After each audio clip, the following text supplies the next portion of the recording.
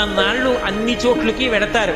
ఏమీ తోచట్లేదు, శ్మశానానికి వెళ్ళొద్దామని ఎవరు రారు. పార్వతి నేనంతవాణ్ణంటాడు, పొడుగ్గా ఉన్నానంటాడు, తెల్లగా ఉన్నానంటాడు, పండితుండంటాడు, పద్యాలు నాకు నోటికొచ్చంటాడు, ఉపన్యాసం చెప్పగలనంటాడు, నాకు పాటలొచ్చంటాడు, నేను నాట్యం చేస్తానంటాడు, నేను అధికారినంటాడు, నా దగ్గర డబ్బు ఉందంటాడు.